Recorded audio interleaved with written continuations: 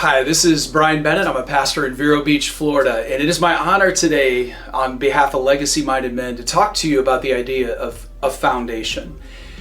I'm not a builder. I've been around them and learned that I'm not one, and there's been moments in that has taught me the importance of a foundation and how hard it is to build one. I had a friend that he owned a concrete business.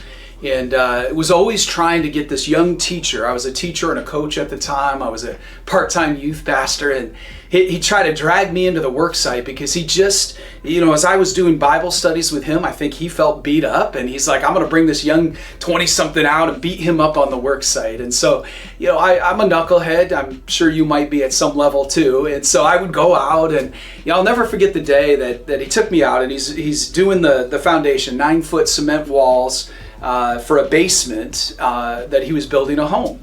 And so he puts me on the site and says, hey, we got to get all the pans out of the basement. And so the foundation had been poured and it's ready. And so I go around this site and I pull out all these pans. I'm literally like almost pulling my back out, but I'm trying to act like the tough guy and do what I'm told. And so when I finish the job, he's laughing because he says, that's great that you did that, but that's not how we do it.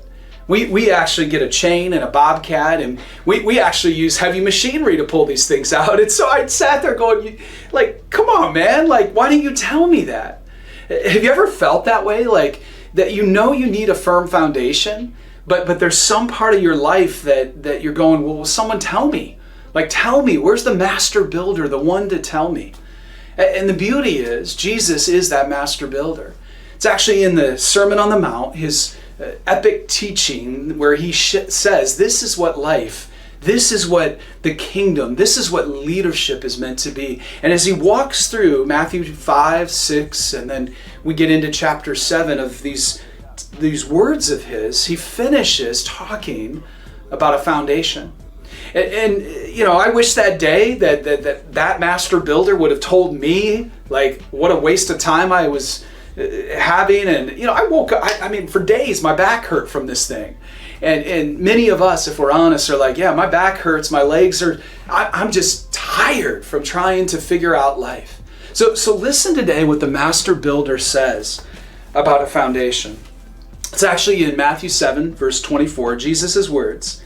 Everyone then who hears these words of mine and does them will be like a wise man who built his house on the rock. And the rain fell and the floods came and the winds blew and beat on that house, but it did not fall because it had been founded on the rock. And everyone who hears these words of mine and does not do them will be like a foolish man who built his house on the sand. The rain fell, the floods came, the winds blew and beat against that house, and it fell, and great was the fall of it. You see, what Jesus is saying is there's a foundation that he provides for us. It's not just the belief in him as a rock, it's the conviction that what he teaches us, we're to live and obey by faith. One of my moments back in the past as well was working on a crew that during my college years, I spent one summer, I would travel with the crew to a site. It was a building crew, and our job was to put cedar siding and wood siding on high-end homes. None of the homes, were under $1 million. These were huge homes, huge properties. I still can't believe they entrusted a nail gun to me on these properties, right? In fact, the very first day, this is, I'm going to lose my man card right now, but I'm gonna just tell you, all right? My very first day, they've got me in the basement in the foundation of this house, and I'm framing, right? I'm framing for the finished basement, and I'm working with 2x4s and putting this together, 4x6s, the whole thing. And I actually put a nail into my hand with the nail gun. I'm going too fast, right? I'm trying to prove myself.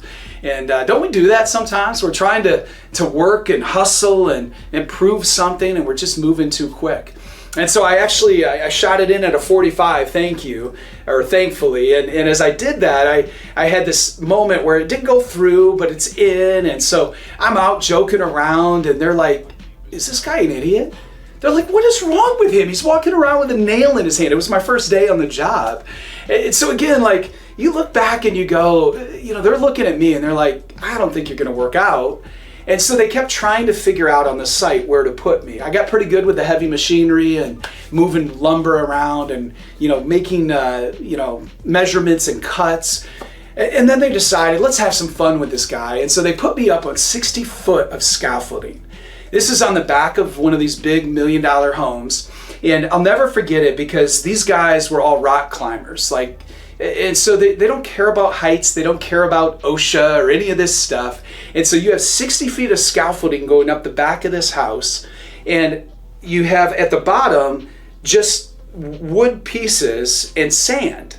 And so it's literally on sand. And so they have me climb up. So I get to the top. I'm at 60 feet. I'm legs shaking. I'm not comfortable at all. And I can't reach the peak of the house to put the siding on with the nail gun. And so they tell me, put a ladder up there. At that point, I'm done, right? I'm a knucklehead, but I also have a little bit of wisdom. And so I come down and I'm like, there's no way. I'm not doing that. So another guy got up there. He showed off, hangs from the roof, puts the siding on. I mean, again, they're rock climbers. But I'll never forget being at the top and feeling how shaky that was. How shaky that was to be on sand and to realize that it had the appearance of everything that was safe, but there was nothing about it that was actually safe. When Jesus is talking about a firm foundation and listening, he's the rock, but don't miss the key. The key is that we're obedient to him, the master builder, that we're listening to his instructions, that we're listening to him. And as we obey him, that foundation is even firmer because he's the one that's created you, that knows what's happening in your past, your present, and what's coming in your future. And so I just want to encourage you that foundation is Jesus, but it's also in a walk with Jesus that is willing to obey the things that he's showing you. As you do that, the life that he has for you is going to unfold, and you will be on a firm foundation. Thank you.